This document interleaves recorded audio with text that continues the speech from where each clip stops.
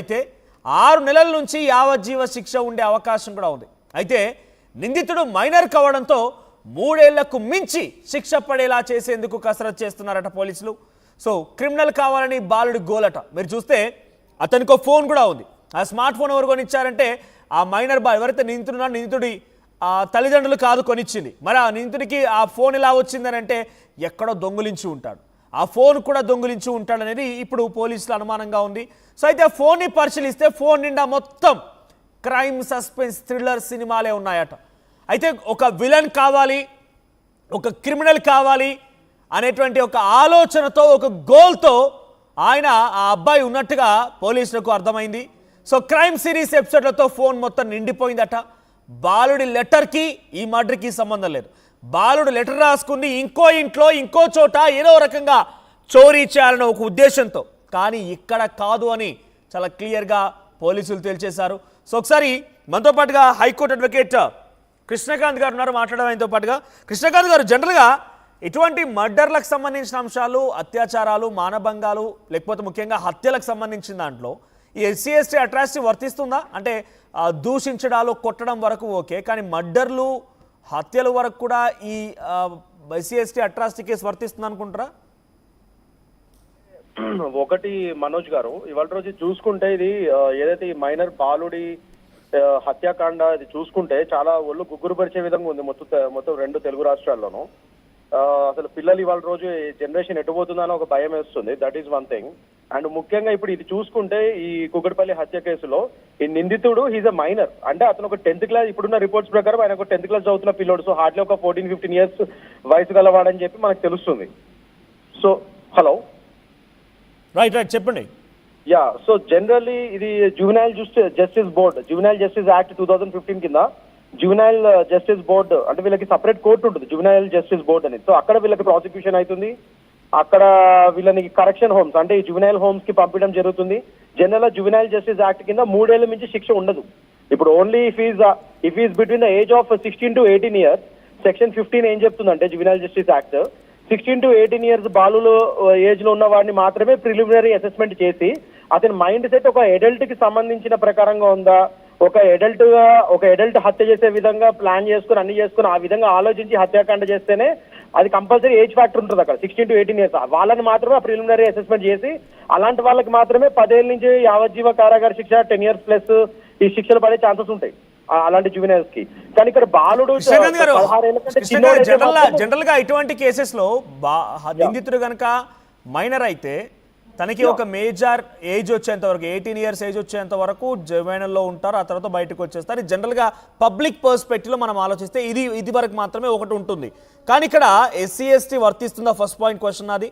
ఆ తర్వాత ఈ బాలుడు 3 ఏళ్లకు మించి ఉండాలి. ఉదాహరణకి 14 years అని అంటే ఇంకొక 3-4 ఏళ్ళు ఆయన జువెనైల్లో ఉండాల్సిందే ఆయన ఏజ్ ఫ్యాక్టర్గా చూస్తే. అలా కాకుండా ఇంక ఇది ఎక్స్టెండ్ అవ్వచ్చా? How this cases differ from other cases? That's what I'm saying. It's a very complex case అండి. ఇక్కడ నేను చెప్పినట్టు 14 ఏళ్ల పిల్లోడు కాబట్టి 3 ఏళ్లకు మించి జువెనైల్ హౌస్ లో ఉండే ఇది లేదు, ఆ లా లేదు, చట్టం లేదు మనకి. సో 3 ఏళ్ళు మించి శిక్ష పడదు అతనికి 14 ఏళ్ళు అయితే. నేను ఇందాక చెప్పినట్టు 16 నుంచి 18 ఏళ్ల వయసు వాడు మాత్రం అయితేనే ప్రిలిమినరీ అసెస్మెంట్ చేసి అప్పుడు కూడా సో ఇతను ఇంత హత్యాకాండ ఇంత ఆలోచించి ప్రీ మెడిటేటెడ్ గా ఇంత పెద్ద స్కెచ్ చేసి ప్లాన్ వేసి ఇలా చేసాడు అని అది సైకాలజిస్ట్ వాళ్ళని పెట్టి అసెస్మెంట్ చేసి దాని ప్రకారం ఆ జువెనైల్ జస్టిస్ బోర్డు వాళ్ళు అప్పుడు ఎక్కువ శిక్ష వేయాలనుకుంటే అప్పుడు వేస్తారు. అప్పుడు కూడా కరెక్షన్ హోమ్ కే పంపిస్తారు. మెంటల్ స్టేటస్ ఆయన మెచ్యూరిటీ లెవెల్స్ ని బట్టి కూడా కేసు ఉంటాయి. అయితే అంటే ఉంటాయి కానీ section 15 of juvenile justice act ఏం చెప్తుంది? అది ఓన్లీ 16 ఏళ్ల నుంచి 18 ఏళ్ల వయసు వాళ్ళకే. మరి ఇతను 16 ఏళ్ళ కంటే చిన్నోడు కదా. సో ఇతనికి అలాంటి ప్రిలిమినరీ అసెస్మెంట్ అలాంటివన్నీ చెక్ చేయరు, అలాంటి అసెస్మెంట్లు చేయరు. ఇది మాక్సిమం దీనిలో పడేది 3 years వరకే. ఇంకా ఆ లెక్కన అది ఏజ్ ఫ్యాక్టర్ ప్రకారంగా చూసుకుంటే ఇప్పుడున్న జువెనైల్ జస్టిస్ యాక్ట్ 2015 ప్రకారం చూసుకుంటే. కానీ ఇక్కడ ఎస్సీ, మీరు ఇందాక అడిగారు క్వశ్చన్, ఎస్సీ ఎస్టీ యాక్ట్ ఇక్కడ అది కూడా చూస్తున్నారు, మరి అది వస్తుందా అని. ఎస్సీ ఎస్టీ యాక్ట్ మైనర్ల మీద పెట్టచ్చు, కానీ again saying the same thing, మళ్ళీ జువెనైల్ జస్టిస్ బోర్డు ప్రకారమే అతను ప్రాసిక్యూషన్ అవుతుంది. ప్లస్ ఇప్పుడు లేటెస్ట్ సుప్రీంకోర్టు జడ్జ్మెంట్ ఏం చెప్తుంది? ఎస్సీ యాక్ట్ ప్రకారంగా ఇదివరకు లాగా ఇష్టం వచ్చినట్టుగా ఎస్సీ అట్రాసిటీస్ కేసు ఇష్టం వచ్చినట్టుగా విక్టిమ్స్ పెడతానికి లేదు. You should have a strong evidence. అతను ఎక్స్ప్లిసిట్ గా అందరి ముందు మీ యొక్క కులాన్ని దూషించినట్టు ఒక స్ట్రాంగ్ ప్రైమా ఫేసి ఎవిడెన్స్ ఇవన్నీ మీరు నిరూపించగలిగితేనే మీరు ఎస్సీ అట్రాసిటీ వర్తిస్తారా? ఎస్సీ ఎస్టీ అట్రాసిటీ వ్యాలిడ్ అవుతుందా? ఇక్కడ పెట్టచ్చు కానీ బాధితులు చూపించగలగాలి, ఆ ఎవిడెన్స్ పోలీసు వారు చూపించగలగాలి. ఇది నేను చెప్పినట్టు రీసెంట్ సుప్రీంకోర్టు జడ్జిమెంట్ ఎవిడెన్స్ చూపించాలి. అతను కులం పరంగా ఇంటెంట్ తో ఇది చేశాడు అని, కులపరంగా ఇది అబ్యూస్ చేశాడు అని చెప్పి అది చెప్పగలగాలి వాళ్ళు. అప్పుడే ఏమన్నా అది నిరూపించగలిగితే పోలీసు వారు ఈ ఎస్సీ ఎస్టీ కేసు నిలుస్తుంది, లేకపోతే నిలవదు మామూలుగా అయితే లేటెస్ట్ సుప్రీంకోర్టు జడ్జిమెంట్ ప్రకారం. రైట్. సో ప్రజెంట్ ఏ కేసు వర్తించినా ఏ కేసు వేసినా ఆయనకి 3 ఏళ్లకు మించి శిక్ష పడేది అనేది మాత్రం ఖాయం. I right? ఆయన ఏజ్ ప్రకారం చూస్తే 14 years below 16 years of age juvenile justice act ప్రకారం 3 ఏళ్లకు మించి శిక్ష వేయడానికి అయితే ఇప్పుడున్న చట్ట ప్రకారం అయితే లేదు. ఓన్లీ ఆయన 16 to 18 years మధ్యలో ఉన్నవాడైతేనే అప్పుడు అతనికి ప్రిలిమినరీ అసెస్మెంట్ చేసి జువెనైల్ జస్టిస్ బోర్డు వారు ఒక సైకాలజిస్ట్ ని వీళ్ళని పెట్టి చేపించి అప్పుడు నిజంగానే అతను 18 ఏళ్ళ మించినోడు కాకపోయినా కూడా కానీ ఒక అడల్ట్ మాదిరిగా ఆలోచించి ఇంత పెద్ద మర్డర్ చేశాడని అన్ని నిర్ధారితం చేసుకుంటే వాళ్ళ అసెస్మెంట్ లో అప్పుడు అతనికి ఒక అడల్ట్ కి పడే శిక్ష లాగానే యావజ్జీవ కారాగార శిక్ష వేస్తారు. అది కూడా 21 years లోపల వరకు మళ్ళీ జువెనైల్ హౌసెస్ లోనే పెట్టి దాని తర్వాత మిగతా శిక్షని మామూలు జైలుకి తరలించే విధంగా అది కంప్లీట్ చేస్తారు. ఇందులో ఉరి శిక్షలు అయితే పడవు. యావజ్జీవ కారాగార శిక్ష 10 years, 14 years, 20 years వరకు వేసే ఛాన్సెస్ ఉంటాయి. ఎస్సీ ఇంప్లిమెంట్ అయితే సేమ్ అంటే ఇదే ఏజ్ ఫ్యాక్టర్ లో ఎస్సీ ఇంప్లిమెంట్ అయినా 3 years వరకే ఉంటుందా? దానికి ఎక్స్టెండ్ అవుతుందా? అంటే ఈ శిక్ష అనేది ఇంకెక్కువ పెరుగుతుందా? దానికి అది కూడా కష్టమేనండి. ఎందుకంటే నేను చెప్పినట్టు he's a 14 years kid. So juvenile justice act ప్రకారమే చట్టం ఉంటుంది. ఎస్సీ ఎస్టీ కేసు ఈ కేసులో నాకు తెలిసి నిలుస్తుందా లేదా అనేది మరి పోలీస్ వారికే తెలియాలి. సుప్రీంకోర్టు జడ్జిమెంట్ లేటెస్ట్ దాని ప్రకారం ఊరికే just if you are killing a SC ST person అది వేరు, అట్రాసిటీ వేరు. మరి అది వర్తిస్తుందా లేదా అనేది వాళ్ళ ఎవిడెన్స్ చూపించగలగాలి. సో దాని ప్రకారం ఎస్సీ ఎస్టీ అట్రాసిటీ వచ్చేది ఇంటెన్షనల్ గా క్యాస్ట్ ను ఉద్దేశించి క్యాస్ట్ పేరు చెప్పి దూషించడం, లేకపోతే తెలిసి హీజ్ ఎస్సీ అని తెలిసి అతని పైన దాడి చేయడమో లేకుంటే హత్య చేయటువంటి ప్రయత్నాలు చేస్తే వర్తిస్తుంది. కానీ ఇక్కడ ఆయన మైనర్ బాలుడు, అక్కడ క్యాస్ట్ అనేది ప్రివేల్ అయింది అనుకోవాలా? క్యాస్ట్ అనేది ఇంకా ఇక్కడ ప్రివేల్ అయింది? అదేంటండి చాలా వీక్ ఉంది. ఈ కేసులో ఎస్సీ ఎస్టీ అట్రాసిటీ కేసు ఎక్కువ వర్తించే ఛాన్సెస్ చాలా తక్కువ ఉన్నాయి నా ఒపీనియన్ ప్రకారం. ఎందుకంటే ఒక మైనర్ బాలుడికి caste based slurs, caste based గా ఆయన చేస్తాడు అని చెప్పి ఎవరు అనుకోరు. జడ్జి వారు కూడా అంత అది చేయాలి అదే చెప్తారు. ఇప్పుడు లేటెస్ట్ సుప్రీంకోర్టు జడ్జిమెంట్ కూడా అందుకే స్ట్రాంగ్ మామూలు అడల్ట్స్ విషయంలోనే ఎస్సీ ఎస్టీ కేసెస్ మీరు ఇష్టం వచ్చి పెడతానికి లేదు, స్ట్రాంగ్ ఎవిడెన్స్ చూపించగలగాలని చెప్తుంది ఇప్పుడు లేటెస్ట్ జడ్జిమెంట్. అలాంటప్పుడు ఒక మైనర్ బాలుడు క్యాస్ట్ బేస్డ్ ఇంటెంట్ తో చేసాడన్నది ప్రూవ్ చేయడం చాలా కష్టం. సో ఎస్సీ ఎస్టీ కేసు ఇక్కడ ఎంతవరకు నిలుస్తుంది అనేది నాకైతే డౌటే. So maximum they will go by the juvenile justice act. దాని ప్రకారంగా 3 ఏళ్ళకు మించి జువెనైల్ హోమ్ లో పెట్టడానికి లేదు. సో ఆ శిక్ష వాళ్ళకే పడే ఛాన్సెస్ ఇక్కడ ఉన్నాయి. సో నేనేమంటున్నానంటే మనోజ్ గారు మీ ఆర్టీవీ ద్వారా చెప్పదలుచుకున్నాను వాళ్ళ రోజు ఇప్పుడు అయిపోయింది. ఇది చాలా బాధాకరమైన విషయం. బై ద సేమ్ టైం ఈ రూట్ కాజ్కి వెళ్ళాలి. ఇప్పుడు ఓన్లీ శిక్షలు వేయడం వల్ల పిల్లలకి వీళ్ళకి ఇది అఫ్కోర్స్ ఆ తల్లిదండ్రులు చాలా బాధపడుతున్నారు. అలా పాప ఇంకా మళ్ళీ తిరిగి రాదు. నాకు అసలు చాలా బాధగా ఉంది. కాకపోతే అట్ ద సేమ్ టైం అసలు ఎందుకు ఇలా అవుతుందన్న రూట్ కాజ్ మీద కూడా ప్రభుత్వాలు కానీ చట్టాలు కానీ ఆలోచించాలి. అసలు ఇలాంటివి జరగకుండా అసలు పిల్లల మైండ్ లో ఇలాంటి ఆలోచనలు ఎలా వస్తున్నాయి, అసలు ఇంత దారుణమైన ఆలోచనలు ఎలా వస్తున్నాయి అన్న దాని మీద ప్రభుత్వాలు, స్కూల్స్ కానీ పేరెంట్స్ కానీ వీళ్ళు ఆలోచించి దాని తగ్గట్టుగా కరెక్టివ్ మెజర్స్ ముందే తీసుకోవాలి ఇలాంటివి జరగకుండా. సో స్కూల్స్ అండ్ పేరెంట్స్ అందరు కలిపి కలెక్టివ్ గా దీని మీద అవేర్నెస్ ప్రోగ్రామ్స్ అలాంటివి చేసి ప్రభుత్వాలు కూడా దానికి ముందుకు రావాలి, చట్టాలు కూడా దాని తగ్గట్టు సవరణలు చేయాలని చెప్పి నా ఉద్దేశం.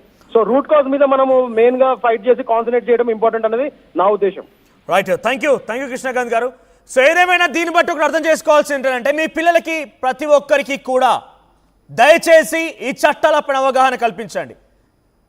అవసరమైతే 2 మొట్టికాయలు వేసైనా సరే, లేదంటే గట్టిగా బుద్ధి చెప్పైనా సరే, మీ పిల్లలకి మీరు ఇటువంటి చట్టాలపైన అవగాహన కల్పించకపోతే నేర సంఖ్య ఇంకా పెరిగే అవకాశం. చూడండి, ఇక్కడ చిన్న పిల్లవాడే వాడు యూట్యూబ్ చూసో లేకపోతే వెబ్ సిరీస్లు చూసో అలవాటు పడిపోయి దాని ఆధారితంగా హత్య చేశాడు. దాని ఆధారితంగా ఎలా హత్య చేయాలో రాసుకున్నాడు కూడా. దొంగతనాలు నేర్చుకున్నాడు, మర్డర్లు నేర్చుకున్నాడు. ఇంకా రేపటి రోజున ఏం జరిగిపోద్ది? వీడు ఇంకా ఈ రకంగానే తల్లిదండ్రులు పట్టించుకోకుండా వదిలేస్తే ఇంకా ఏం జరగవచ్చు? చాలామంది తెలియక పిల్లలకి ఫోన్లు ఇచ్చి నెట్ఫ్లిక్స్లు, ఆ ఫ్లిక్స్లు, ఈ ఫ్లిక్స్లు అని చెప్పి రకరకాలుగా ఇన్స్టాల్ చేసి వాళ్ళకి ఇస్తూ ఉన్నారు.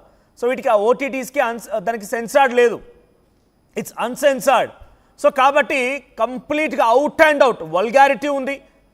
సస్పెన్స్, థ్రిల్లర్, క్రైమ్ సినిమాలకు సంబంధించి రక్తాన్ని కూడా చూపిస్తున్నారు. ఎలా చంపాలి కొత్త డ్రామాలు కూడా చూపిస్తున్నారు. కాబట్టి అవి చూసి కొంత ఎంటర్టైన్ అవ్వడం లేకుంటే అవగాహన తెచ్చుకోవడం వరకు ఓకే, కానీ అలా ఇంప్లిమెంట్ చేయాలనుకునే ప్రమాదాలు జరుగుతున్నాయి. సో ప్లీజ్ దయచేసి ఐ రిక్వెస్ట్ ఎవ్రీవన్, ఆర్టీవీ చూసే ప్రతి ఒక్క తల్లిదండ్రులకు చెప్తూ ఉన్నాను, మీ పిల్లలకి చట్టాలపై అవగాహన కల్పించండి. చిన్నప్పటి నుంచే మంచి చెడు నేర్పించండి, మంచిది చెడేది నేర్పించండి. అక్క, చెల్లి, అమ్మ, నాన్న ఈ యొక్క బుద్ధులు నేర్పించండి, ఈ సంబంధాలు నేర్పించండి. మానవ సంబంధాలని నేర్పించే ప్రయత్నం చేయండి, లేకపోతే ఇటువంటి ఉదాంతాలు ఇంకా చాలా చూడాల్సి వస్తుంది. ఎస్, మా ప్రతినిధి పెట్రిషియా కూడా సిద్ధంగా ఉన్నారు. పెట్రిషియా, సో ఇప్పుడు ఏం చేయబోతున్నారు? ఆ నిందితుడి పైన ఎటువంటి ఎటువంటి శిక్షలు విధించబోతున్నారు? ఏ రకంగా ఉండబోతోంది వారి యొక్క కేసెస్? ఏ రకంగా ఉండబోతాయి? ఎస్సీ ఎస్టీ ఇక్కడ వ్యాలిడ్ అవుతుందా అంటే అంత లీగల్గా మనం అభిప్రాయాలు తీసుకున్నప్పుడు అంత స్ట్రాంగ్గా లేవంటున్నారు. సో ఎటు చూసినా 3 ఏళ్ల వరకు అయితే మాత్రం జువెనైల్ హోమ్లో ఉండడం గ్యారంటీ కనబడుతోంది. పోలీసులు ఏం చేయబోతున్నారు? ఎస్, 10th క్లాస్ కుర్రోడు అతి దారుణంగా 6వ క్లాస్ బాలికను అతి దారుణంగా హత్య చేయడం ప్రస్తుతం కలకలంగా మారింది. అదే కాకుండా సెన్సేషనల్ అయింది. కానీ ఇదే కేసులో ఎస్సీ ఎస్టీ కేసు నమోదు చేయడానికి కూడా ప్రయత్నిస్తున్నారు. 6 నెలల నుంచి దాదాపు లైఫ్ ఇంప్రిజ్మెంట్ లేకపోతే ఉరిశిక్ష వేసే అవకాశాలు ఉన్నాయి. నిందితుడు మైనర్ అవడంతో 3 yearsకి పైన ఎలా కేసులు వేయాలంటూ కూడా ఒకవైపు పోలీసులతో పాటు కుటుంబ సభ్యులు ప్రయత్నిస్తున్నారంటూ కూడా ప్రస్తుతం అయితే సమాచారం తెలుస్తుంది. అదే కాకుండా జువెనైల్ యాక్ట్ ప్రకారం చూసుకుంటే కూడా 3 ఏళ్లకి పైన కూడా